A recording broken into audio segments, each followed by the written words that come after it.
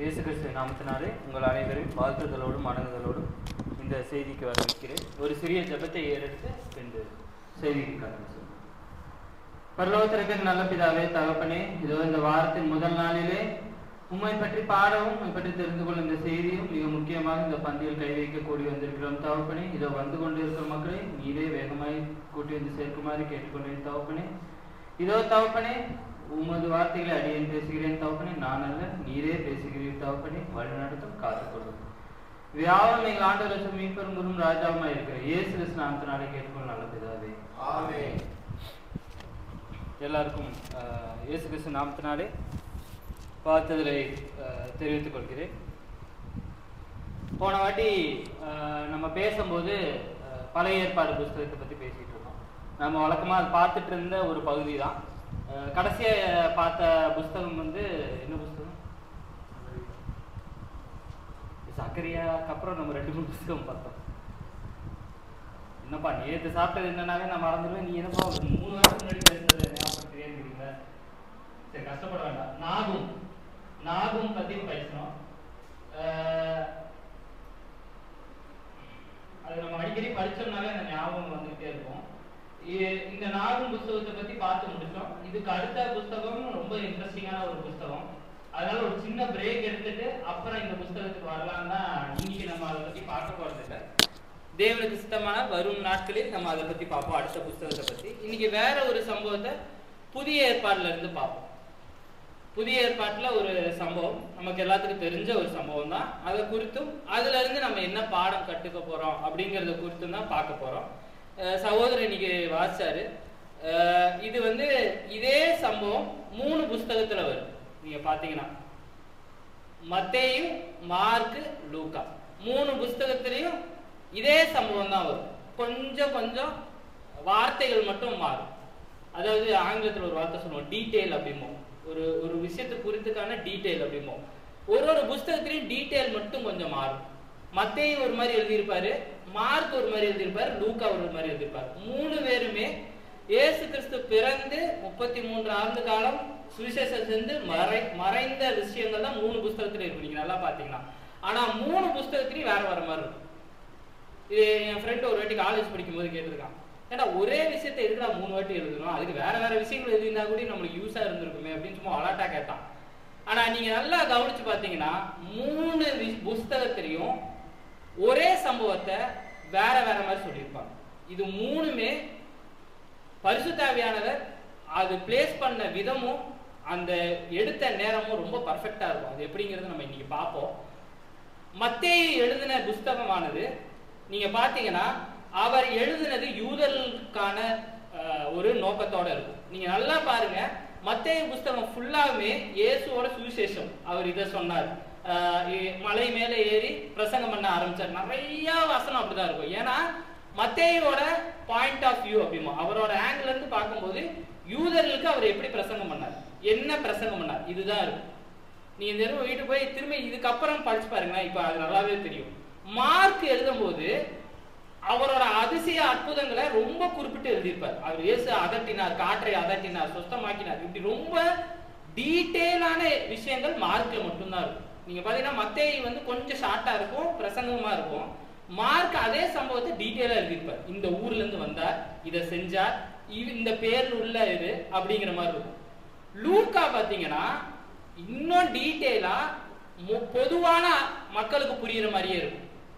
ஒரே சம்பவம் இந்த 3 புஸ்தகத்துல இப்படிதான் இருக்கும். அடுத்த வாட்டி யாராவது உங்கள்கிட்ட கேட்டாங்கன்னா நீங்க இந்த வித்தியாசத்தை சொல்லணும். இது எப்படி நம்ம ஏன் எப்படி தெரிஞ்சுக்கலாம் அப்படின்னு பாத்தீங்கன்னா 3 வசனம் படிங்க. மத்தேயு 8:24, இன்னொருத்தர் மத்தேயு 8:24, இன்னொருத்தர் மார்க் 4:37-38. ஃபர்ஸ்ட் மத்தேயு 8:24 படிப்போம். அப்பொழுது படகு அலைகளினால் மூடப்படத்தக்கதாய் கடலில் பெருங்காற்று உண்டாயிட்டு அவரோ நித்திரையாய் இருந்தார். நல்லா படிச்சுக்கோங்க. இது மத்தேயுவோட வெர்ஷன். மத்தேயு சொல்ற ஒரு சம்பவம். படகுல இருந்தாங்க, இயேசு கிறிஸ்து நித்திரையா இருந்தார், காற்று அடிச்சிச்சு. இதே சம்பவத்தை மார்க் 4ஆம் அதிகாரம் 37-38 அதே சம்பவம். மார்க் 4ஆம் அதிகாரம் 37-38. இன்னொரு படி. அப்பொழுது பலத்த சுழற்காற்று உண்டாகி. இப்போ முதல் டீடைல் அவர் எப்படி எக்ஸ்பிளைன் பண்றாருன்னு பாருங்க. முதல்ல என்ன சொல்றாரு? பலத்த, அது வெறும் காற்று இல்ல, சுழல் காற்று. அடுத்தது படகு நிரம்பத்தக்கதாக, படகு முங்க போகுது. அடுத்தது அலைகள் மேல் மோதிற்று. கப்பலின் பின்னணியில் பின்னத்தில் அவர் தலையணையை வைத்து நித்திரையாய் இருந்தார். இப்ப மார்க் என்ன சொல்றாரு? மத்தேயு என்ன சொன்னாரு? இதே இத இயேசு கிறிஸ்து தூங்கிட்டு இருந்தாரு. மார்க் என்ன சொல்றாரு? அவர் கப்பல்ல எந்த இடத்துல எப்படி தூங்கிட்டு இருந்தாருங்கிறாரு. மேல படிங்க. அவர்கள் அவரை எழுப்பி, போதகரே, நாங்கள் மடிந்து போகிறது உங்களுக்கு கவலை இல்லையா என்றார். மத்தேயோட வெர்ஷனும் ஒரே சம்பவம் தான். மார்க் எவ்வளவு டீடைலா சொல்றாரு பாருங்க. அவர் எங்க படுத்திருந்தார் வரைக்கும் சொல்றாரு. இப்ப அதே சம்பவம் லூக்காக்கு வாங்க. லூக்கா 8:23 அதே சம்பவம். படகு ஓடுகையில் அவர் நித்திரையாக இருந்தார். அப்பொழுது கடலிலே சுழல் காற்று உண்டானதால் அவர்கள் மோசம் அடையத்தக்கதாய் படகு ஜலத்தினால் நிறைந்தது. அவர்கள் அவரிடத்தில் வந்து, ஐயரே ஐயரே, மடிந்து போகிறோம் என்று அவரை எழுப்பினார். இப்ப லூக்கா இதே சம்பவத்தை அவரோட மனநிலையில இருந்து எழுதுறாரு. ஒரே சம்பவம் தான், இதுதான் வித்தியாசம். இந்த 3 புஸ்தகமே நீங்க பார்த்திருப்பீங்களான்னு தெரியல. நியூஸ் சேனல்லாம் பார்த்திருப்பீங்க. இப்ப இருக்க நியூஸ் சேனல் ஹிந்தி. நான் சின்ன வயசா இருக்கும்போது டிடின்னு ஒண்ணுல மட்டும்தான் நியூஸ் வரும். அதுவும் பாத்தீங்கன்னா அரை மணி நேரம் மட்டும் தான் நியூஸ். நாள் முழுசாலாம் நியூஸ் இருக்காது. அரை மணி நேரம் தான் நியூஸ். இப்ப கூட நீங்க அந்த யூடியூப்ல பாத்தீங்கன்னா அந்த நியூஸ் இருக்கும். ராமேஸ்வரத்துல ஒரு பெரிய புயல் தாக்குச்சு. அது தனுஷ்கோடியவே புரட்டி போட்டுருச்சு. அந்த நியூஸை வாசிச்சவரு, அவர் வாசிக்கும் போது எந்த சலனமும் இல்லாம கரையை கடந்து போகுது இத்தனை உயிர், அவ்வளவுதான் சொல்லியிருப்பாரு. பேக்ரவுண்ட் மியூசிக் இருக்காது, எதுவுமே ரொம்ப சிம்பிளா சொல்லியிருப்பாரு. அது அவ்வளவு பெரிய சம்பவம். அதே நியூஸ இப்ப இருக்கிற பிரைவேட் சேனல் போட்டிருந்தாங்கன்னா நம்மளுக்கு பீதியா இருக்கும். ஏதோ பக்கத்துல நியூஸ். இதுதான் விஷயம். அப்போ ஒரே சம்பவத்தை ஒரு நியூஸ் சேனலும் இன்னொரு நியூஸ் சேனலும் சொல்றதுதான் விஷயம். அதே தான் இங்கேயும் நடக்குது. மத்தேயு ஒரு விதமா சொல்றாரு, மார்க் ஒரு விதமா சொல்றாரு, லூக்கா நடந்த சம்பவம் ஒரே சம்பவம் தான். ஏன்னா இது ரொம்ப டீட்டெயிலா சொல்றேன்னா இது நாளை பின்ன நமக்கு யாராவது கேள்வி கேட்கலாம். அப்ப நம்மளுக்கு இந்த பதில் இருந்ததுன்னா ஈஸியா இருக்கும். இன்னொன்னு இந்த சம்பவத்துக்கும் அதுக்கும் ஒரு ரிலேஷன் இருக்கு. அதனாலதான் நான் அது கொண்டு வந்தேன். சரி, இப்ப நம்மளோட புஸ்தகத்துக்கு வருவோம். நம்ம படிச்ச அந்த அதிகாரத்துக்கு வருவோம். மத்தேயு 5ஆம் அதிகாரம் 1ஆம் வசனம். அவர் திரளான ஜனங்களை கண்டு மலையின் மேல் ஏறினார். அவர் உட்கார்ந்த பொழுது அவருடைய சீசர்கள் அவரிடத்தில் வந்தார்கள்.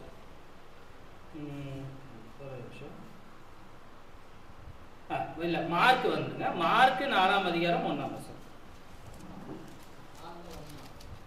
மார்க் 4:1. அவர் மறுபடியும் கடலோரத்திலே போதகம் பண்ண தொடங்கினார். மார்க் 5:1. மன்னிக்கோ, மார்க் 5:1. பின்பு அவர்கள் கடலுக்கு அக்கறையில் உள்ள கதரேனருடைய நாட்டில் வந்தார்கள். இப்ப இதுக்கு முன்னாடி என்ன நடக்குதுன்னா, இயேசு கிறிஸ்து ஒரு கரையில இருக்கிற நாட்டுக்கு வராரு. இங்க அநேகம் பேர் அதாவது வியாதியால இருக்கிறாங்க. அவரை குணமாக்குறாரு. இப்போ இங்க இருந்து இதுக்கு முன்னாடி படிச்சீங்கன்னா தெரியும். மார்க் 17ஆம் வசனம். அதே அதிகாரத்துல 17ஆம் வசனம். மார்க் 5:17. அப்பொழுது தங்கள் எல்லைகளை விட்டு போகும்படி அவரை வேண்டிக் கொள்ள தொடங்கினார். இங்க பிசாசு பிடித்த ஒருத்தனை பிசாசு வந்து வேண்டுது இயேசு கிறிஸ்து இடத்துல. அவர் கட்டளையிடுறாரு. இது முடிச்சு இயேசு கிறிஸ்துவானவர் படகுல ஏறாரு. இப்பதான் நம்ம சம்பவத்துக்கு வரோம். மார்க் 5:21. இதுக்கு முன்னாடி தான் நடக்குது. அவருக்கு அலையை அதட்டுறாரு. அதுக்கப்புறம் பிசாசு பிடிச்சவனை துரத்துறாரு. இப்ப திரும்ப படகேறி மறுகரைக்கு வர்றாரு. இந்த கரையில இருந்து இந்த கரைக்கு வர்றாரு. படவில் ஏறி மறுபடியும் இக்கரைக்கு வந்து கடலோரத்தில் இருந்தபோது திரளான ஜனங்கள் அவரிடத்தில் கூடி வந்தார்கள். லூக்கா 8:40. அதே வசனம் தான். லூக்கா 8:40. இயேசு திரும்பி வந்தபோது ஜனங்கள் எல்லோரும் அவருக்காக காத்திருந்தபடியா அவரை சந்தோஷமா ஏற்றுக்கொண்டார்கள். ஏன் சந்தோஷமா ஏற்றுக்கொள்றாங்க? இயேசு வராரு. அவர் நிறைய அதிசய அற்புதங்களை செய்ய போறாரு. நம்மளை சொஸ்தமாக்க போறாரு. அங்க நிறைய வியாதிப்பட்டவங்க கஷ்டப்பட்டவங்க ரெடியா இருக்கிறாங்க. இவர் வராருன்னு தெரிஞ்சிருச்சு.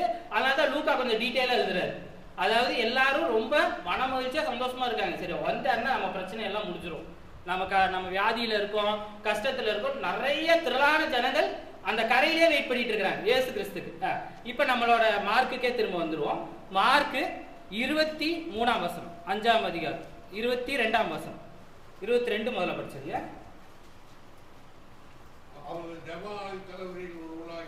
இப்பதான் நம்மளோட ஹீரோ, இந்த சப்ஜெக்டுக்கான ஹீரோ வராரு.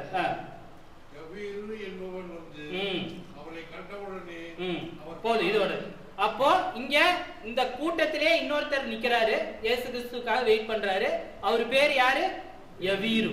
இந்த யவீருங்கிறவர் என்னங்கிறதையும் அங்கேயே கொடுத்துட்டாரு மார்க்கு. என்ன இருக்கிறாரு? இந்த ஜப ஆலய தலைவர்கள் அப்படின்னா யாரு அப்படின்னா, முன்னாடிலாம் இந்த சபை கூடும் போது இந்த சபையில இதெல்லாம் நடக்கணும், இந்த ஆர்டர் தான் இது நடக்கணும், இதெல்லாம் இங்க ஒழுங்கா இருக்கா, இந்த செய்தி இந்த பழைய ஏற்பாடு முறைமைப்படி இருக்கா. ஏன்னா அவங்க வந்து பழைய ஏற்பாடு முறைமைப்படி மோசையோட கட்டளையில படிச்சு அதை எக்ஸ்பிளைன் பண்ணுவாங்க. அதுதான் அவங்களோட முறைமை. இதுபடிதான் இருக்கா. அதனாலதான் இயேசுவானவர் படிச்சு அவர் அதுல இருந்து சொல்லும் போது முதல்ல எதிர்க்கிறவங்களே இந்த ஜெபாலயம் தான். இப்ப நீங்க அதை பாத்தீங்கன்னா தெரியும். அப்போஸ்தலர் 13ஆம் அதிகாரம் 15ஆம் வசனம்.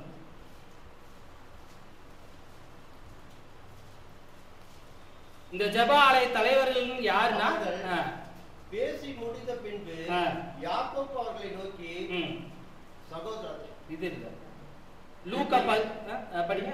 பவுலும் அவரை சேர்ந்தவர்கள் பாப்போ பட்டணத்தை விட்டு கப்பல் ஏறி பம்பிலியாவில் இருந்து பெருகே பட்டணத்துக்கு வந்தார்கள்.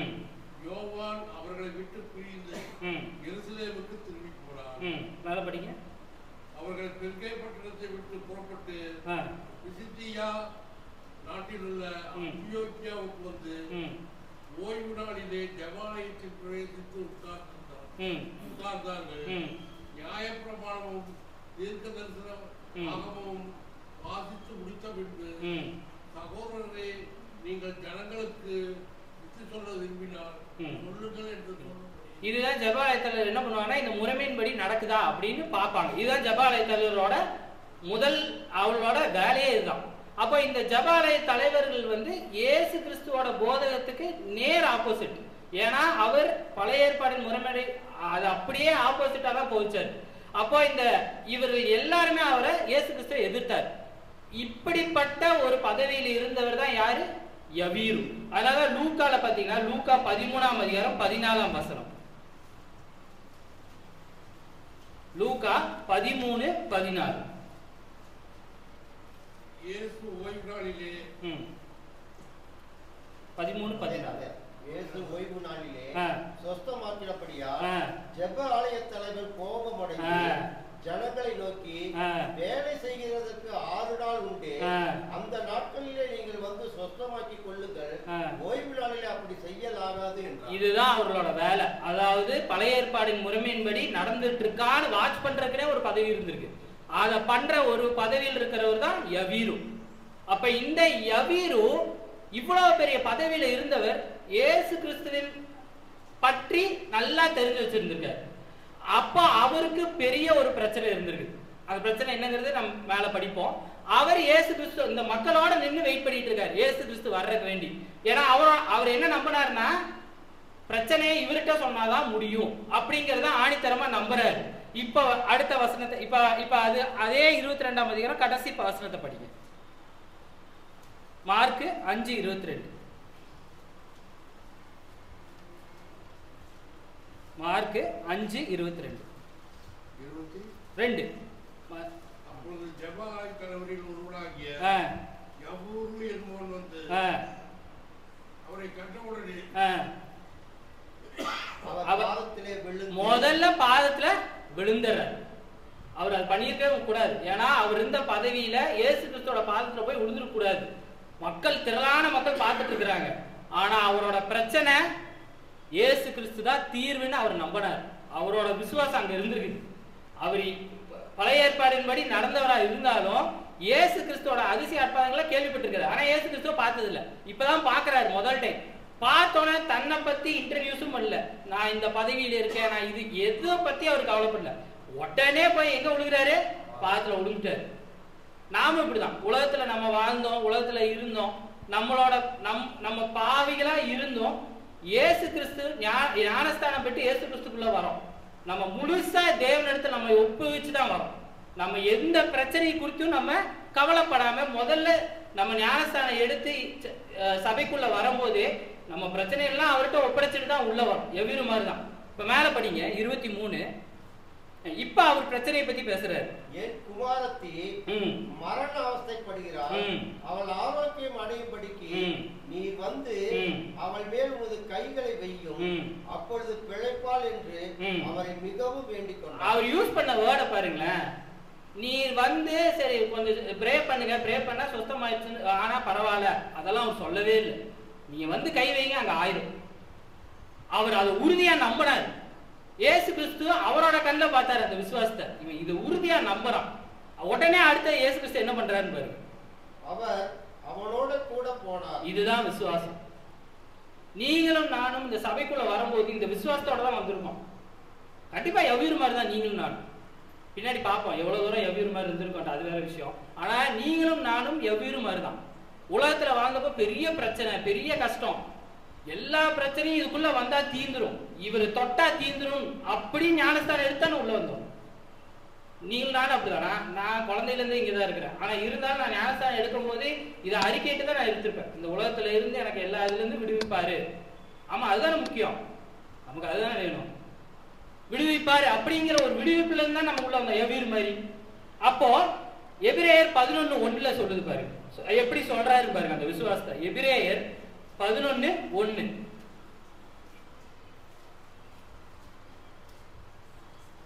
விசுவாசமானது நம்பப்படுகிறவைகளின் உறுதியும் காணப்படாதவைகளின் நிச்சயமுமாய் இருக்கிறது.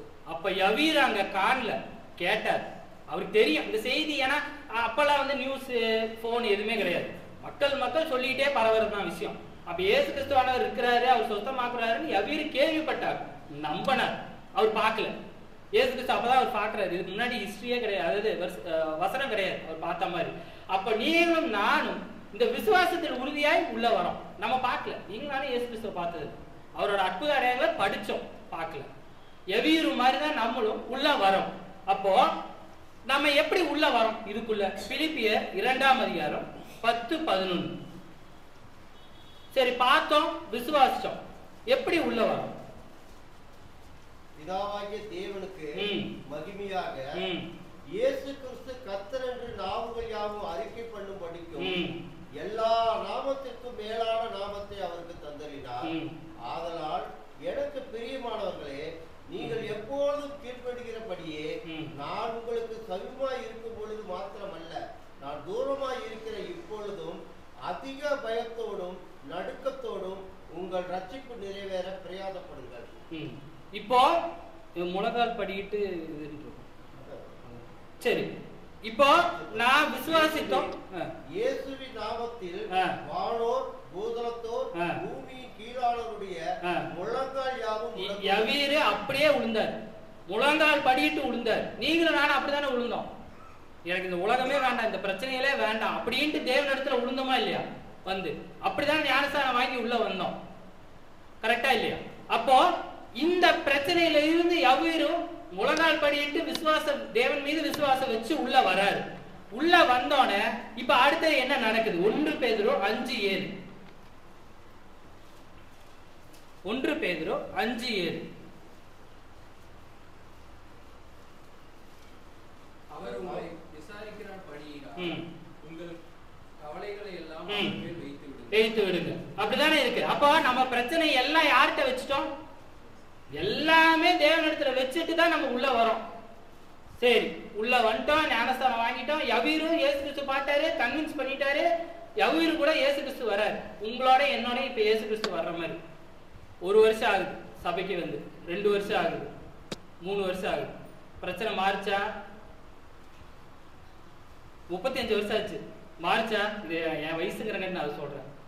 அது டிசைனா மாறுதே தவிர பிரச்சனை ஓஞ்சபாடு இல்லை. இது ஏதோ ஒரு படத்துல சொல்லுவாங்க, அது பழகிரும், மாறாது, பழகிட்டே தான் போகும். கொரோனா மாதிரி உருமாறி போகும். அப்போ என்ன தப்பு பண்றோம்? இங்க என்ன பிரச்சனை? இப்ப நீங்களும் நானும் உள்ள வந்தோம், முழுசா விசுவாசம் வச்சுதானே உள்ள வந்தோம். எவ்வீரு மாதிரி முழுசா முழங்கால் படிக்கிட்டு உள்ள வந்துட்டோம். ஏன் பிரச்சனை தீரவே இல்லை? இல்ல உருமாறிட்டே போகுது. அரையாம தினமும் ஒரு பிரச்சனை இருக்குது. இன்னைக்கு ஒரு பிரச்சனை, நாளைக்கு ஒரு பிரச்சனை, மத்தியானம் சாப்பாடுறதுக்கு ஒரு பிரச்சனை, நைட்டுக்கு ஒரு பிரச்சனை, எல்லா 3 வேளை 3 விதமான பிரச்சனை இருக்கு. அப்ப இங்க ஏதோ ஒரு அதாவது மிஸ்ஸிங் பீஸ் அப்படிமாங்க. இந்த பசில் சால்வ் பண்ணும்போது ஆங்கிலத்தில் சொல்லுவாங்க, ஒரு இடத்துல தான் அந்த மிஸ்ஸிங் பீஸ் இருக்கும். அதை நீங்க போட்டீங்கன்னா முழுசா கவர் ஆயிரும் அந்த பிக்சர். அது வரைக்கும் அந்த படம் என்னன்னே தெரியாது, அந்த கடைசி வைக்கிற வரைக்குமே தெரியாது. அப்ப இங்க ஏதோ மிஸ் ஆகுது. அது என்னங்கிறத பார்ப்போம். மேல படிங்க 24. திரும்ப நம்ம மார்க்குக்கே வாங்க. நான் கொஞ்சம் முன்ன பின்ன போறேன் புரியறதுக்கு வேண்டி. மார்க் அதே இதுல 23 படிச்சோம், 24க்கு வாங்க. அவர் அவனோட கூட போனா. இப்ப இயேசு கிறிஸ்து கன்வின்ஸ் ஆயிட்டாரு. ஏன்னா விசுவாசத்தை பாக்குறாரு. எவ்வீரு பிரச்சனைகள் இருக்கான், ஐயோ பெரிய பிரச்சனைகள் இருக்கான். நீங்கள் நானும் மாதிரிதான், ஐயோ தேவனே பெரிய பிரச்சனைகள் இருக்கான், கூட வரலாம் அவ்வளவுதான். எவ்வீரு கூட இயேசு கிறிஸ்து போறாரு, அவர் பிரச்சனையை புரிஞ்சு. ஜனங்கள் அவருக்கு பின் சென்று அவரை நெருக்கினார். நான் சொன்ன மாதிரியே நிறைய பேர் செஞ்சுட்டாங்க. ஏன்னா இவங்க எல்லாரும் என்ன நம்பினாங்க, இயேசு கிறிஸ்து தொட்டா சுத்தமாயிரும், என் பிரச்சனை முடிஞ்சிடும் அப்படிங்கறத நம்புறாங்க. மேல படி. அப்பொழுது 12 வருஷமாய் பெரும்பாடுள்ள ஒரு ஸ்திரீ அநேக வைத்தியர்களால் மிகவும் வருத்தப்பட்டு தனக்கு உண்டானவைகளை எல்லாம் செலவழித்தும் சற்றாகிலும் குணமடையாமல் அதிக வருத்தப்படுகிற பொழுது. இப்ப இங்க ஒரு அம்மா நடுவுல இந்த அம்மாவை பத்தி சொல்றாங்க, ஒரு பெண்மணியை பத்தி சொல்றாங்க. இது நமக்கு பெண்களுக்கு தெரிஞ்ச ஒரு விஷயம். மாதத்துல ஒரு டைம் அவங்களுக்கு இது ஆகிற விஷயம், இது ரத்தப்போக்கு. ஆனா இந்த அம்மாவுக்கு 12 வருஷமா இருக்கு. இது ஒரு 5 நாள் இருக்கும் போதே தாங்க முடியாது. 12 வருஷமா அந்த அம்மாக்கு இந்த பிரச்சனை இருக்கு. குறித்து கேள்விப்பட்டு நான் அவருடைய வஸ்திரங்களை ஆகியும் தொட்டால் சொஸ்தமாவேன் என்று சொல்லி. எவ்வீரு மாதிரி இந்த அம்மாவும் கேள்விதான் பட்டிருக்கு, பார்த்தது இல்லை. அதனாலதான் அங்க தெளிவா அவர் அதை சொல்றாரு. மேல படி. ஜன கூட்டத்துக்குள்ளே அவருக்கு பின்னாக வந்து அவருடைய வஸ்திரத்தை தொட்டார். இப்ப வஸ்திரத்தை தொட்டுட்டாங்க. மேல படி. அவளுடைய உதிரத்தின் ஊரல் நின்று போயிற்று. அந்த வேதனை நீக்கி ஆரோக்கியம் அடைந்ததை அவள் தன் சரீரத்தில் உணர்ந்தாள். உடனே சரியாயிருச்சு. மேல படி. 32 வரைக்கும் படிச்சு. உடனே இயேசு தம்மிலிருந்து வல்லமை புறப்பட்டதை தமக்குள் அறிந்து ஜனக்கூட்டத்துக்குள்ளே திரும்பி என் வஸ்திரங்களை தொட்டது யார் என்று கேட்டார். அவருடைய சீசர்கள் அவரை நோக்கி, திரளான ஜனங்கள் உம்மை நெருக்கி கொண்டிருக்கிறதை நீர் கண்டும் என்னை தொட்டது யார் என்று கேட்கிறீரே என்றார்கள். அதை செய்தவனை காணும்படிக்கு அவர் சுற்றிலும் பார்த்தார். தன்னிடத்தில் சம்பவித்ததை அறிந்த அந்த ஸ்திரீயானவள் பயந்து நடுங்கி அவர் முன்பாக வந்து விழுந்து உண்மையெல்லாம் அவருக்கு சொன்னார். இப்போ இந்த சம்பவத்தை நீங்க நல்லா அதாவது கற்பனை பண்ணி பார்த்துக்கீங்க. எவ்வீரு அவசர அவசரமா இயேசுவை கூட்டிட்டு போயிட்டு இருக்கிறாரு. இதுதான் நடந்துட்டு இருக்கு. அங்க எவ்வீரு நிக்கிறாரு, இயேசு கிறிஸ்து நடந்து வந்துகிட்டே இருக்காங்க. அவர் வீடு கொஞ்சம் தூரத்துல இருக்கலாம், அதனாலதான் நடந்து வந்துட்டே இருக்கிறாங்க. இப்ப இங்க ஒரு சம்பவம் நடக்குது. இயேசு கிறிஸ்து ஒரு பெண்மணி தொடராக இதெல்லாம் இது படிச்சது, அது அப்படியே தான் நடக்குது. இப்ப எவ்வீரோட மனநிலை எப்படி இருந்திருக்கும்? நீங்களும் நானும் இதே பிரச்சனையில இருக்கோம். அங்க உயிர் போயிட்டு இருக்குது. அங்க ஒரு நிமிஷம் இவருக்கு தாழ்த்த அங்க உயிர் பிரிஞ்சு போயிட்டே இருக்குது. அதான் அங்க சம்பவம். அதை அவர் சொல்றாரு, எவ்வீர் முன்னாடி சொல்லிட்டாரு. நீங்கள் நானும் எவ்வீருவா இருக்கும். அது முன்னாடியே சொன்ன மாதிரி நீங்கள் நானும் எவ்வீரு தான். நீங்கள் நானும் என்ன சொல்லியிருக்கோம்? ஓப்பனா சொன்னா நீங்கள் நானும் அதே இடத்துல நிக்கிறோம். டைம் பாக்குறாரு எவ்வீரு. ஏதுக்கு நகர்ற மாதிரி தெரியல, அவர் உட்காந்து அதையவே பேசிக்கிட்டு இருக்கிறாரு. நீங்கள் நானும் என்ன சொல்லியிருக்கோம்? சும்மா ஓப்பனா சொல்லுங்க, பிரச்சனை. எப்பா இது ரொம்ப முக்கியமா, இப்போ உண்மையா இல்லையா, அதை சொல்லியிருப்போமா இல்லையா? அதுதான் அந்த அம்மா குணமாயிருச்சுல இயேசு கிறிஸ்து. இப்ப நீங்க உட்கார்ந்து இந்த பஞ்சாயத்து பேசிட்டு இருந்தீங்கன்னா அங்க என்ன நடக்கும்? போச்சு. அங்க அது போச்சுன்னா முடிஞ்சு. ஏன்னா என்னோட மனநிலை என்ன, அங்க உயிர் போயிருச்சுன்னா அவ்வளவுதான். யாரு என்ன நடக்க போகுது? நீங்க நானும் அப்படிதானே பிரச்சனையை பாக்குறோம். இது போச்சுன்னா அவ்வளவுதான். இதுக்குள்ள எனக்கு என் ஜபத்துக்கு ஆன்சர் கிடைக்கல, பதில் கிடைக்கலனா அதுக்கப்புறம் அது போய் என்ன பிரயோஜனம்?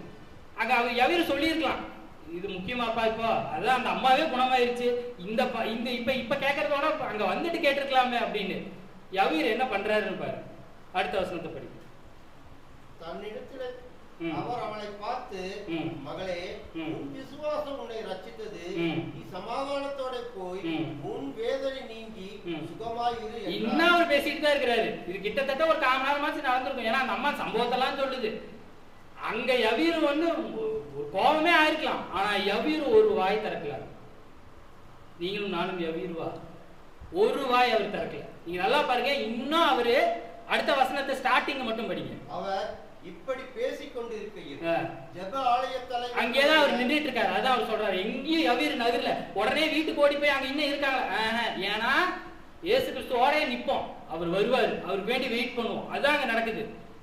இப்போ அடுத்த ஆலயத்தலைவருடைய வீட்டிலிருந்து சிலர் வந்து உம்முடைய குமாரத்தி மரித்து போனார், இனி ஏன் போதகரை வருத்தப்படுத்துகிறீர் என்றார். அவர் என்ன நடக்க கூடாதுன்னு நினைச்சாரோ அது அவர் இதுக்குதான் ரொம்ப அவசரப்பட்டார்.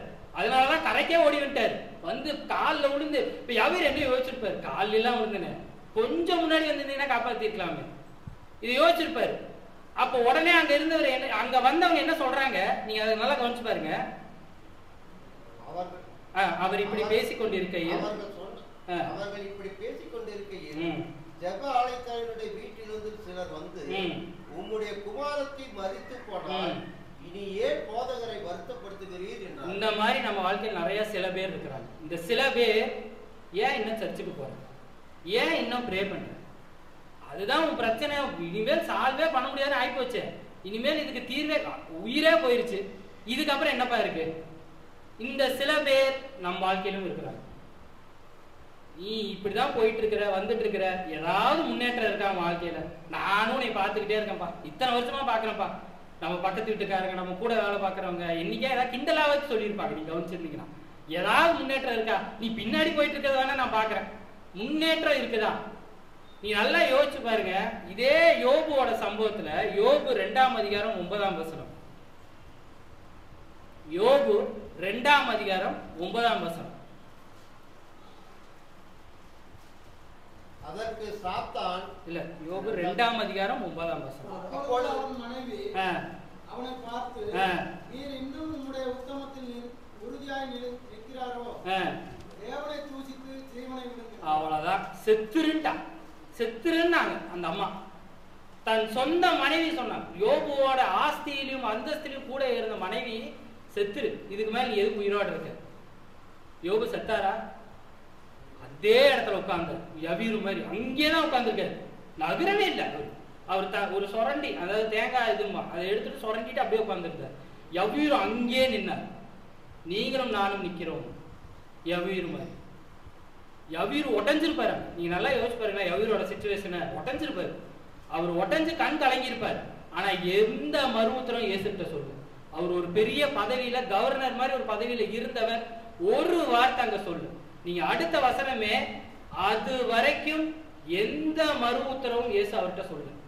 வரேன், இல்ல நீ போ, நான் பின்னாடி வரேன், இல்ல நான் இரு, நான் கூட வரேன், எதுவுமே சொல்லாத இயேசு கிறிஸ்து அடுத்த வசனத்தை படிக்க, இயேசு அதை கேட்டு பயப்படாதே. அவ்வளவுதான். இதுதான் முதல் வார்த்தை. யார் யார்கிட்ட பேசுறது? இயேசு யவீர்கிட்ட பார்த்து இதான் சொல்றாரு, பயப்படாது. இதெல்லாம் உன் பிரச்சனை, ஆனா இதை தாண்டி என்னோட திட்டம்னு ஒண்ணு இருக்கு, அதை தாண்டி எதுவும் நடக்காது. இங்க சுத்தி இருக்கிறவங்க என்ன வேணா சொல்லலாம், உலகத்தார் என்ன வேணா பேசலாம், உயிரே போயிருச்சுங்கிறாங்க, அதை தாண்டி தான் என் திட்டம் இருக்கு. நீ பாக்குற கண்ணால நான் பார்க்க மாட்டேன், என்னோட திட்டமே வேற. அழகா இதைத்தான் ஏசாயால சொல்றாங்க. ஏசாயா 55ஆம் அதிகாரம் 8-9. ஏசாயா 55ஆம் அதிகாரம் 8-9. என் நினைவுகள் உங்கள் நினைவுகள் எப்படி? நான் நினைக்கிறது நீ நினைக்கிறது கிடையாது. நீ நினைக்கலாம் செத்துட்டானா அதுக்கப்புறம் என்னப்பான்ட்டு, அது கிடையாது. உங்கள் வழிகள் என் வழிகள். இது ரொம்ப முக்கியம். இதுதான் என் வழி, இப்படி போனா எனக்கு கரெக்டா இருக்கும். நம்ம ஒரு பிளான் போட்டிருப்போம். அங்க எப்படி நடக்கும்? திண்டிவனம் தாண்டி மதுரை சுத்தி ஒட்டஞ்சத்தின வழியே வருவோம். அதுதான் தேவனுடைய திட்டம். அது அவருக்கு தான் தெரியும், உங்களுக்கு எனக்கு தெரியவே தெரியாது.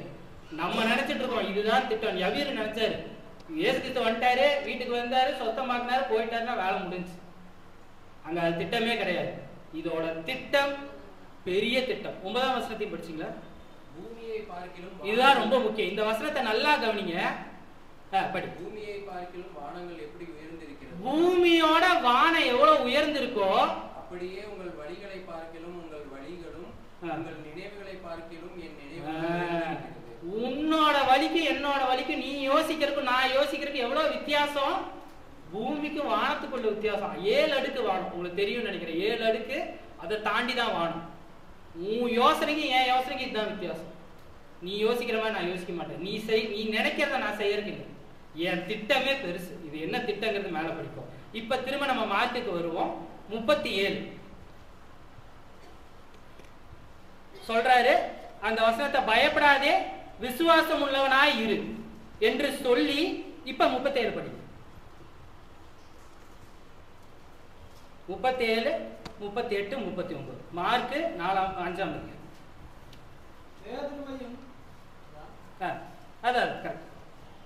பேதுருவையும் யாக்கோபையும் யாக்கோபின் சகோதரன் யோவானையும் தவிர வேறொருவரும் நம்மோட வருகிறதற்கு இடம் விடாமல் ஜெபாலய கணவனுடைய வீட்டிலே வந்து சந்தடியை மிகவும் அழுது புலம்பினவர்களை கண்டு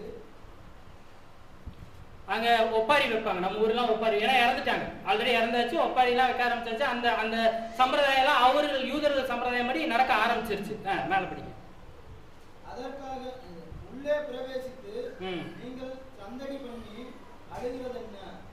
பிள்ளை மரிக்கவில்லை, நித்திரையா இருக்கிறாள் என்றார். அதற்காக அவரை பார்த்து நகைத்தார்கள். இந்த மாதிரி நகைக்கிறவங்க நிறைய இருக்கிறாங்க. சாரால் மாதிரி நீ கர்ப்பவதி ஆகணும்னா அவர் மனதுக்குள்ளேயே சிரிச்சாங்க. அவன் அதை ஏசு பார்த்தாரு. நீ ஏன் சிரிக்கிறேன்னு கேட்டாராமா. அது சிரிக்கலன்னு அந்த அம்மா சாதிச்சிருக்காங்க, அது வேற விஷயம். இந்த மாதிரி நிறைய பேர் நம்மளை பார்த்து சிரிப்பாங்க. உள்ள சிரிக்கலாம், வெளியே சிரிக்கலாம், நம்மளுக்கே தெரியாது. ஆனால் எவீரு மாதிரி எப்படி அதை எடுத்துக்கொள்கிறாரு தான் இருக்கு. மேல படிக்கும். எல்லாரையும் அவர் வெளியே போக பண்ணி பிள்ளையின் தகப்பனையும் தாயையும் நம்மோட வந்தவர்களையும் அழைத்து கொண்டு பிள்ளை இருந்த இடத்தில் பிரவேசித்து பிள்ளையின் கையை பிடித்து தலித்தாகும் நீ என்றார். அதற்கு சிறு பெண்ணே எழுந்து என்று உங்களுக்கு சொல்லுகிறேன் என்று அர்த்தம். உடனே சிறு பெண் எழுந்து நடந்தார். அவள் 12 வயதுள்ளவளாய் இருந்தார். அவர்கள் மிகுந்த ஆச்சரியப்பட்டு பிரமித்தார்கள். போதுமானது. இதுதான் தேவனுடைய திட்டம். அங்க அவர் முன்னாடியே வந்திருந்தா சொஸ்தமாயிருக்கும் அந்த பொண்ணு. ஆனா இந்த வழியா இந்த டைமிங்ல வந்தங்காட்டி அந்த முழு குடும்பமும் ரட்சிக்கப்பட்டது. அதுதான் இயேசு கிறிஸ்துவோட திட்டம், தேவனுடைய திட்டம். இந்த டைமிங், இந்த நேரத்துல இதைத்தான் நான் செய்வேன் அப்படிங்கிறது தேவன் மட்டுமே அறிவார். அங்க யவீரோட பிளானே வேற. யவீர் ஒரு பிளான் போட்டு வச்சிருந்தார். ஆனா இயேசு கிறிஸ்துவோட திட்டம் டோட்டலா வேறையா இருந்துச்சு. அங்க அந்த குடும்பத்தையே அவர் ரசிச்சார். அதனாலதான் யோவான்ல சொல்றாரு. யோவான் 11ஆம் அதிகாரம் 3ல இருந்து 6ஆம் வசனம். நேர காரணமா கொஞ்சம் ஸ்பீடா படிச்சிருக்கேன். யோவான் 11ஆம் அதிகாரம் 3ல இருந்து 6. அப்பொழுது அவருடைய சகோதரிகள், ஆண்டவரே, நீ சிநேகிக்கிறவன் வியாதியாய் இருக்கிறான் என்று சொல்ல அவரிடத்திற்கு ஆள் அனுப்பினார்கள். இயேசு அதை கேட்ட பொழுது, இந்த வியாதி மரணத்துக்கு ஏதுவாய் இராமல் தேவனுடைய மகிமை விளங்குவதற்கு ஏதுவாய் இருக்கிறது. இதுதான் அதுக்கான பதில். அவர் ரொம்ப சிநேகிச்சவர். ஆனாலும் அவர் உடனே கிளம்பி போல. நீங்க அங்க நல்லா படிச்சீங்கன்னா தெரியும். உடனே அப்படியா நான் உடனே கிளம்பி, அவரோட பதில் ரொம்ப திடமா இருந்துச்சு. தேவனுடைய திட்டம் தான் நான் செயல்படுத்தும். நீங்க மேல படிக்கல, அதுலயே அதை சொல்லுவார். தேவனுடைய மகிமை விளங்குவதற்கு ஏதுவாய் இருக்கிறது, தேவனுடைய குமாரனும் அதனால் மகிமைப்படுவார் என்றார். அப்போ இதுதான் தேவனுடைய திட்டம். நீங்களும் நானும் யவீருவாய் இருக்கிறோம், பொறுமையாக காத்து கொண்டு இருக்கிறோம். உலகத்தின் பிரச்சனைக்காக, உலகத்தோட பிரச்சனைக்காக இல்லை, நித்திய ஜீவனான அந்த நித்திய ஜீவ கிரீடத்தை பெறறதுக்கு நம்ம பொறுமையோடும் விசுவாசத்தோடும் காத்திருக்கோம். நம்மளோட நம்பிக்கை எவ்வளவு உறுதியா இருக்கு. யோபு மாதிரி எவீரு மாதிரி நம்ம நின்றுப்போமா அந்த இடத்துல? உடனே ஓடி இருப்போம். ஆனா உயிரே போயிருச்சு, ஃபர்ஸ்ட் அதையாச்சும் நான் போய் பாக்குறேன் அப்படின்ட்டு. ஆனா அங்கேயே நின்னாரு எவீரு. இதுதான் எவீரோட நம்பிக்கை. இது எல்லா சம்பவத்திலையும், இந்த சம்பவம் எல்லாம் நடந்துட்டு இருக்கும்போது நீங்க இன்னொரு விஷயம் நல்லா கவனிச்சு பாத்தீங்கன்னா, அந்த பெண்மணி, இது எல்லாம் நடந்துட்டு இருக்க நடுவுல ஒரு அதிசயத்தை இயேசு கிறிஸ்து நடத்தி காட்டுறாரு. நீங்க நல்லா கவனிச்சு பார்த்தீங்கன்னா அந்த பெண்மணியோட சம்பவத்தை 26ஆம் வசனம், அதே மார்க் 5ஆம் அதிகாரம் 26ஆம் வசனம், அதே சம்பவத்துக்கு திரும்ப வருவோம். அநேக வைத்தியர்களால் மிகவும் வருத்தப்பட்டு தனக்கு உண்டானவைகள் எல்லாம் செலவழித்தோம், கற்றாயிலும் குணமடையாமல் அதிக வருத்தப்படுகிற பொழுது இயேசுவை குறித்து கேள்விப்பட்டு நான் அவருடைய வஸ்திரங்களை ஆகிலும் தொட்டால் சுத்தமாவேன் என்று சொல்லி. அப்ப யவீரும் அந்த பெண்மணியும் அங்க நின்றிருந்த ஒரே நோக்கம் என்ன?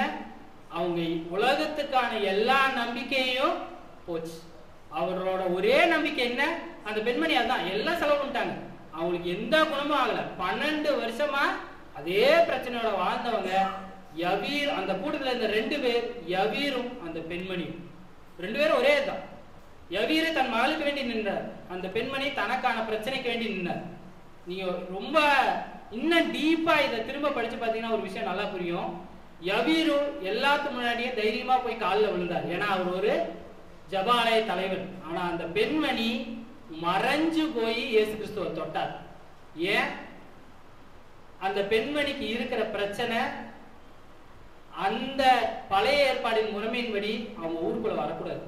லேவியராகமும் 15ஆம் அதிகாரம் 25லிருந்து 27. 15ஆம் அதிகாரம், லேவியராகமும் 15ஆம் அதிகாரம் 25லிருந்து 27.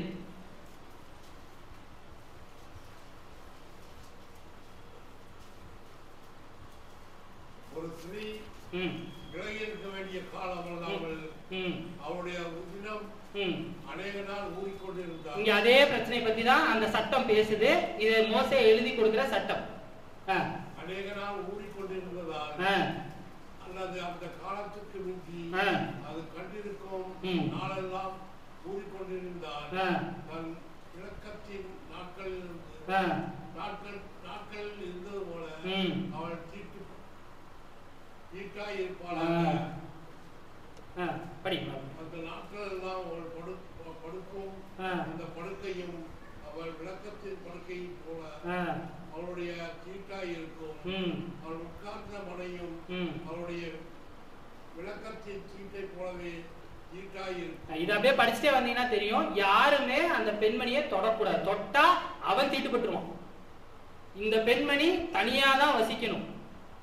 ஆனால் இந்த பெண்மணி எப்படியாவது இயேசு கிறிஸ்துவை பார்த்தரணும், எப்படியாவது அவரை நான் தொற்றணும்னு நினைச்சு அதனாலதான் ஒளிஞ்சு கூட்டத்துக்குள்ள வராரு. ஏன்னா இந்த பெண்மணி வரக்கூடாது, வந்து இயேசு கிறிஸ்துவானவரை தொட்டா போதுங்கிறதா நினைக்கிறது அந்த பெண்மணியோட முடிவு.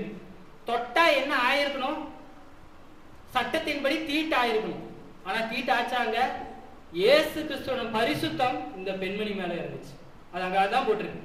அப்படியே ரிவர்ஸ் ஆச்சு. சட்ட பழைய ஏற்பாடின் சட்டத்தின்படி தீட்டு ஆயிருக்கணும், ஆனா அந்த பரிசுத்தம், இயேசு கிறிஸ்துவின் பரிசுத்தம் அந்த பெண்மணி மேல இறங்குச்சு.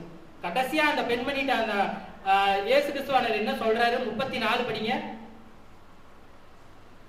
மார்க் 5:34.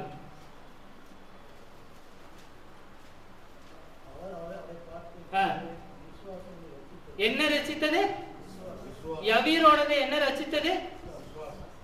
அப்ப 2 பேர்த்தோடது என்னது? மேல படிங்க. பெண்மணி, உன்னோட விசுவாசம் உன்னை ரசித்தது,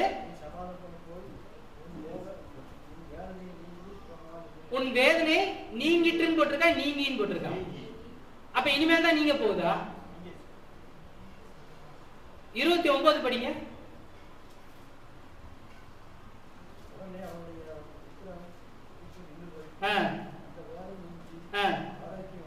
அப்ப இயேசு கிறிஸ்து என்ன நீங்கிய பத்தி பேசுறாரு? அவர் உடல் ரீதியா நீங்கிய பத்தியே பேசல. அங்க யவீருக்கு சொன்ன அதேதான் இங்கேயும். உன் விசுவாசத்தில் நீ ரட்சிக்கப்பட்டார். உன் பிரச்சனையில இருந்து இல்ல, உன்னோட கஷ்டத்துல இருந்து இல்ல, உன் உலகத்துக்கான அது முடிஞ்சு. அது ஏற்கனவே உனக்கு தான் முடிஞ்சு. 29 சொல்லியாச்சு. அப்போ இயேசு கிறிஸ்துவான திட்டம் யவீருக்கும் சரி இந்த பெண்மணிக்கும் சரி என்ன? நித்திய ரட்சிப்பு. இந்த பிரச்சனை இதை பார்த்து பயந்துட்டான், யவீர் வந்து பயந்து நிக்கிறான், இந்த பெண்மணி பயந்து நிக்கிறான், இவங்களுக்கான பிரச்சனையை நான் தீர்க்கிறேன் கிடையாது. இயேசு கிறிஸ்துவான முழு திட்டமே அங்க நித்திய ஜீவ ரட்சிப்பு தான். அந்த பெண்மணிக்கு அதான் அவங்க கடைசியா சொல்றாரு, யவீருக்கு அதான் கடைசியா சொல்றாரு, உன் விசுவாசம் உன்னை ரட்சித்தது, உன் பொண்ணு பொழைச்சதில்ல, அவர் நித்திரையா இருந்தான்னு தான் சொல்லியிருக்கோம். நீங்க நல்லா பாருங்க, மரணிச்சான்னு சொல்லியிருக்க மாட்டாரு. அவர் உலகத்துக்கான விஷயத்தையே அங்க பேசல. ரெண்டு மனிதர்கள், யவீரும் அந்த பெண்மணி, ரெண்டு பேர்த்தோட நோக்கமும் ஒண்ணுதான். நீங்க இதை திரும்ப படிக்கும் போது தான் தெரியுது. பாத்தீங்கன்னா ரெண்டு சம்பவம் மாதிரி போகும், பேரலா ரெண்டு சம்பவம் மாதிரி போகும். ஆனா இது எழுதின விதம் ரொம்ப அருமையா எழுதப்பட்டிருக்கு. நீங்க பாத்தீங்கன்னா ஒண்ணுக்குள்ள ஒண்ணு இணைச்சுதான் எழுதியிருப்பாங்க. ஏன்னா இது ரெண்டும் ஒரே விஷயத்தை தான் சொல்லப்படுகிறது, நித்திய ஜீவன். இந்த உலகத்துக்கான பிரச்சனை, நான் உள்ள வந்துட்டேன், எனக்கு பிரச்சனை, நான் உள்ள வந்துட்டேன், 1 வருஷம் இருந்தேன், 2 வருஷம் இருந்தேன், 35 வருஷம் இருந்தேன், பிரச்சனை மாறல அப்படின்னா அதுக்காக தேவன் நம்மை அழைக்கவில்லை. அது இல்லை. அது வந்தா பிரச்சனை, அது வந்தா சந்தோஷம் தான், இருந்தா சந்தோஷம் தான். ஆனா அது இல்லைனாலும் நான் சந்தோஷமா தான் இருக்கணும். அதுக்காகவே ஒரு எக்ஸாம்பிள் யாரு கொடுத்திருக்காரு, சுரேஷ் அடிக்கடி சொல்லுவாரு, பவுல். அவருக்கு உடல்ல ஒரு முள் இருந்தது, அது ஒரு நோய் இருந்தது. அது நீங்க வசனத்தை வாசிச்சீங்கன்னா தெரியும். கடைசி வரைக்கும் அவருக்கு அந்த முள் போல. அவர் சொல்லியிருக்கலாம், 3 தடவை கேட்டார், 3 தடவை அவர் மறு உத்தரவே கிடைக்கல. அவர் என்ன சொல்லியிருக்கலாம், உங்களுக்கு வேண்டிதான் நான் உள்ளே வந்தேன், உடல்ல எனக்கு இந்த வியாதி இருக்கு, இது என்ன சரி பண்ணீங்கன்னா நான் இன்னும் வேகமா ஓடலாம்ல. இதுதான் தேவனுடைய திட்டம். இது இப்படிதானா, இப்படிதான். உன் பிரச்சனையில நீ என்கிட்ட சொல்லிட்டு நீ அமைதியா விட்டுரு, எனக்கு தெரியும், அதுக்கான திட்டம் தெரியும். இங்க யவீரு அதான் எதிர்பார்த்தார், அந்த பெண்மணியும் அதான் எதிர்பார்த்தார். நீங்க நல்லா பாருங்க, ரெண்டு ஒரே ஸ்டோரி. அதனாலதான் வேறண்ட இதை ஃபர்ஸ்ட் சொல்லிட்டு அடுத்து சொன்னேன். ரெண்டும் ஒரே சம்பவம், ஒரே விஷயம் தான் நடக்குது. ஆனா அதுக்கான உறுதி விசுவாசம். நீங்க பிரச்சனைன்னு வரும்போது இந்த பிரச்சனை பயப்பட வேண்டாம் அப்படிங்கிறது தான் உறுதியே. ஏன் பயப்பட வேண்டாம், நான் எல்லா பிரச்சனையும் அவர்கிட்ட கொடுத்துட்டேன், அவ்வளவுதான். அதை கொடுத்துட்டா நான் உள்ளே வந்திருக்கேன். அப்ப திரும்ப நான் அதை பத்தி யோசிச்சேன்னா அவர் என்ன நினைப்பாரு, இதுதான் அங்க கேள்வி. நீ நல்லா யோசிச்சு பாருங்க. அந்த பெண்மணி 12 வருஷமா என்ன பண்ணிருக்கா, பெரும் வியாதியோட இருந்தாங்க. யவீரோட பொண்ணுக்கு எத்தனை வயசு, 12. அதுதான் அங்க கடைசி வர்ற புக்கு. இதுதான் அந்த கனெக்ஷன். இந்த தேவனுடைய சித்தம், இந்த பரிசுத்த ஆவியானவர் எழுதின விதமே, இது எல்லாமே கனெக்ட் ஆயிருக்கு. நீ நல்லா திரும்ப திரும்ப இதை படிச்சு, நான் முதல் டைம் படிக்கும் போது எனக்கு விளங்கல, 3ஆவது வாட்டி படிக்கும் போதுதான் இதுக்கான விளங்கல் புரியுது. அப்போ இந்த விஷயத்தை நீங்களும் நானும் புரிந்து கொள்வது மிகவும் முக்கியம். ஏன்னா பிரசங்கி 3:11, பிரசங்கி 3:11,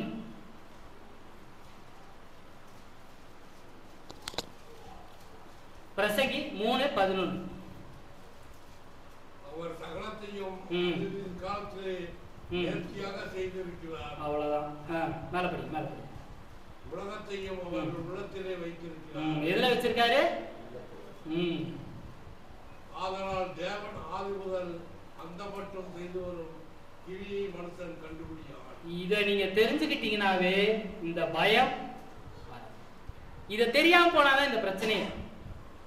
இது தெரிஞ்சுக்கிட்டோம் என்றால் இந்த பயமே இருக்காது. அதனாலதான் ஒரு உதாரணம் சொல்லுவாங்க, நீங்க கேள்விப்பட்டிருக்கீங்கன்னா தெரியாது, டிஸ்கவரி சேனல்ல காட்டி போட்டிருப்பாங்க ஒரு வாட்டி.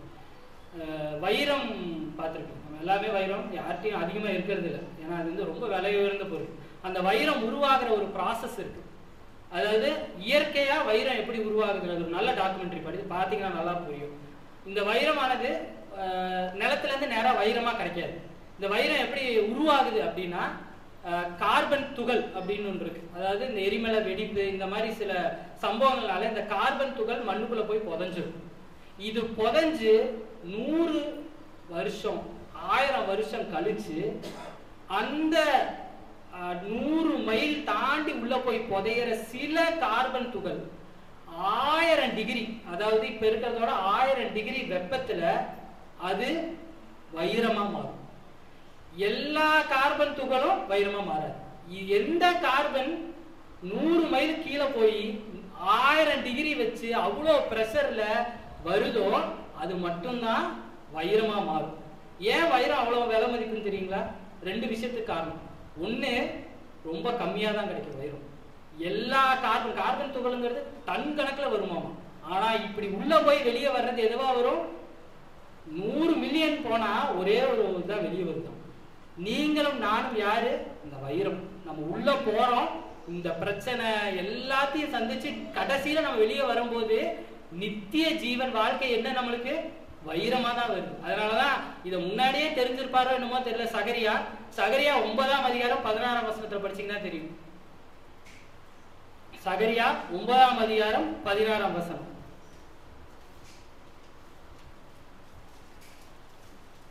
சகரியா அவர்களுடைய தேவனாகிய கர்த்தர் தம்முடைய ஜனமாகிய மந்தையாகி அவர்களை ரட்சிப்பார். அவர்கள் அவருடைய தேசத்தில் ஏற்றப்பட்ட கொடிகளின் கிரீடத்தில் எப்படி இருப்பீங்க? கிரீடத்தில் பதிந்திருப்பார்கள். பதிந்திருப்பாருன்னா வைர கற்களா நீங்களும் நானும் பதிந்திருக்க போயிடும். வைரம் ரொம்ப கம்மியா தான் இருக்கும், வைரம் அதிகமா இருக்க. தங்கத்தோட வைரம் ரொம்ப கம்மியா தான் இருக்கும். நீங்களும் நானும் அதனாலதான் கம்மியா இருக்கும். அது ஒரு ஆசீர்வாதம் தான். அதனால ஒன்றும் தப்பு இல்லை. நீங்களும் நானும் யவீரு மாதிரியும் அந்த பெண்மணி மாதிரியும் இயேசு கிறிஸ்துவானவர் அந்த படவுல இருந்து இறங்கி வர்ற வரைக்கும் வெயிட் தான் பண்றோம். அவர் திரும்ப அந்த 2ஆம் வருகை தான் படவுல இருந்து வர்றது. இந்த சம்பவத்தை நீங்க அப்படியே உங்களோட ஒப்பிச்சிங்கன்னா யவீரு மாதிரி நீங்களும் நானும் படகுல இருந்து இயேசு கிறிஸ்து வர்ற போயிட்டு வெயிட் பண்ணிட்டு இருக்கோம். அவர் என்னைக்கு இறங்கி வர்றாரோ முதல்ல உங்ககிட்ட தான் வரப்போறாரு.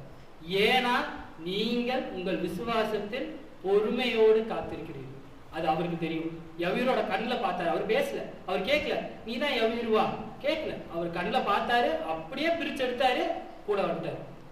நீங்களும் நானும் அந்த படவிலிருந்து வர இயேசு கிறிஸ்துக்காக காத்திருக்கிறோம்.